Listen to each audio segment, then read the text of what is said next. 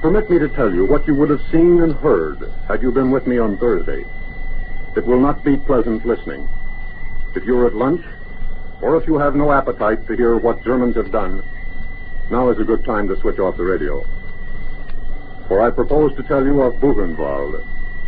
It is on a small hill about 4 miles outside Weimar, and it was one of the largest concentration camps in Germany, and it was built to last. As we approached it, we saw about 100 men in civilian clothes with rifles advancing in open order across the field. There were a few shots. We stopped to inquire. We're told that some of the prisoners had a couple of SS men cornered in there. We drove on, reached the main gate. The prisoners crowded up behind the wire. We entered. And now let me tell this in the first person, for I was the least important person there, as you shall hear. There surged around me an evil-smelling horde. Men and boys reached out to touch me. They were in rags and the remnants of uniforms. Death had already marked many of them, but they were smiling with their eyes. I looked out over that mass of men to the green fields beyond, where well-fed Germans were plowing. A German, Fritz Kirchheimer, came up and said, "May I show you around the camp? I've been here 10 years. An Englishman stood to attention saying, "May I introduce myself? Delighted to see you. And can you tell me when some of our blokes will be along?" I told him soon, and asked to see one of the barracks. It happened to be occupied by Czechoslovakians. When I entered, men crowded around, tried to lift me to their shoulders. They were too weak. Many of them could not get out of bed. I was told that this building had once stabled 80 horses. There were 1,200 men in it, 5 to a bunk. The stink was beyond all description. When I reached the center of the barracks, a man came up and said, "You remember me. I am Peter Zenkel, one-time mayor of Prague." I remembered him, but did not recognize him. He asked about Danish and Jan Masaryk. I asked how many men had died in that building during the last month. They called the doctor. We inspected his records. There were only names in the little black book, nothing more. Nothing who these men were, what they had done, or hoped. Behind the names of those who had died, there was a cross. I counted them. They totaled 242. 242 out of 1,200 in 1 month. As I walked down to the end of the barracks, there was applause from the men too weak to get out of bed. It sounded like the hand-clapping of babies. They were so weak. The doctor's name was Paul Heller. He had been there since '38. As we walked out into the courtyard, a man fell dead. 2 others, they must have been over 60, were crawling towards the latrine. I saw it, but will not describe it. In another part of the camp, they showed me the children, hundreds of them. Some were only 6. One rolled up his sleeve, showed me his number. It was tattooed on his arm. D6030 it was. The others showed me their numbers. They will carry them till they die. An elderly man standing beside me said, "The children, enemies of the state." I could see their ribs through their thin shirts. The old man said, "I am Professor Charles Richet of the Sorbonne." The children clung to my hands and stared. We crossed to the courtyard. Men kept coming up to speak to me and to touch me. Professors from Poland, doctors from Vienna, men from all Europe. Men from the countries that made America. We went to the hospital. It was full. The doctor told me that 200 had died the day before. I asked the cause of death. He shrugged and said, "Tuberculosis, starvation, fatigue, and there are many who have no desire to live. It is very difficult." Dr. Heller pulled back the blankets from a man's feet to show me how swollen they were. The man was dead. Most of the patients could not move. As we left the hospital, I drew out a leather billfold, hoping that I had some money which would help those who lived to get home. Professor Richet from the Sorbonne said, "I should be careful of my wallet if I were you. You know there are criminals in this camp, too."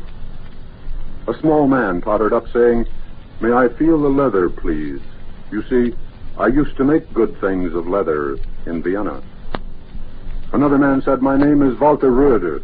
For many years I lived in Joliet. Came back to Germany for a visit, and Hitler grabbed me." I asked to see the kitchen. It was clean. The German in charge had been a communist, had been at Buchenwald for 9 years, had a picture of his daughter in Hamburg, hadn't seen her for almost 12 years. And if I got to Hamburg, would I look her up? He showed me the daily ration, one piece of brown bread about as thick as your thumb.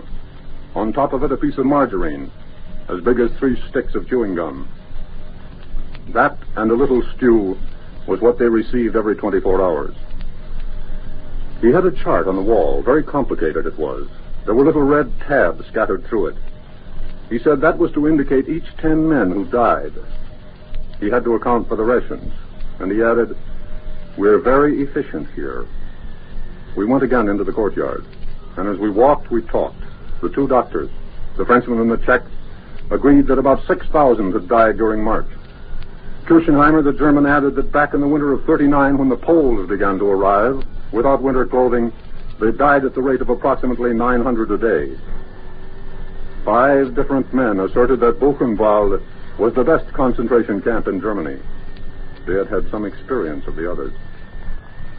Dr. Heller, the Czech, asked if I would care to see the crematorium. He said it wouldn't be very interesting because the Germans had run out of coke some days ago and had taken to dumping the bodies into a great hole nearby. Professor Rieser said, "Perhaps I would care to see the small courtyard." I said yes. He turned and told the children to stay behind. As we walked across the square, I noticed that the professor had a hole in his left shoe and a toe sticking out of the right one. He followed my eyes and said, "I regret that I am so little presentable, but what can one do?" At that point, another Frenchman came up to announce that 3 of his fellow countrymen outside had killed 3 SS men and taken 1 prisoner. We proceeded to the small courtyard. The wall was about 8 feet high. It adjoined what had been a stable or garage. We entered. It was floored with concrete. There were 2 rows of bodies stacked up like cordwood. They were thin and very white. Some of the bodies were terribly bruised, though there seemed to be little flesh to bruise. Some had been shot through the head, but they bled but little. All except 2 were naked. I tried to count them as best I could, and arrived at the conclusion that all that was mortal of more than 500 men and boys lay there in 2 neat piles. There was a German trailer, which must have contained another 50, but it wasn't possible to count them. The clothing was piled in a heap against the wall. It appeared that most of the men and boys had died of starvation. They had not been executed. But the manner of death seemed unimportant. Murder had been done at Buchenwald. God alone knows how many men and boys have died there during the last 12 years. Thursday, I was told that there were more than 20,000 in the camp. There had been as many as 60,000. Where are they now? As I left that camp, a Frenchman who used to work for Havas in Paris came up to me and said, "You will write something about this, perhaps." And he added, "To write about this, you must have been here at least 2 years. And after that, you don't want to write anymore." I pray you to believe what I have said about Buchenwald. I have reported what I saw and heard, but only part of it. For most of it I have no words. Dead men are plentiful in war, but the living dead, more than 20,000 of them in one camp. And the country round about was pleasing to the eye, and the Germans were well fed and well dressed. American trucks were rolling towards the rear, filled with prisoners. Soon they would be eating American rations, as much for a meal as the men at Buchenwald received in 4 days. If I have offended you by this rather mild account of Buchenwald, I am not in the least sorry. I was there on Thursday, and many men and many tongues blessed the name of Roosevelt. For long years, his name had meant the full measure of their hope. These men, who had kept close company with death for many years, did not know that Mr. Roosevelt would, within hours, join their comrades who had laid their lives on the scales of freedom. Back in 41, Mr. Churchill said to me, with tears in his eyes, "One day the world and history will recognize and acknowledge what it owes to your president. I saw and heard the first installment of that at Buchenwald on Thursday. It came from men from all over Europe. Their faces, with more flesh on them, might have been found anywhere at home. To them, the name Roosevelt was a symbol, the code word for a lot of guys named Joe, who were somewhere out in the blue with the armor heading east. At Buchenwald, they spoke of the president just before he died. If there be a better epitaph, history does not record it.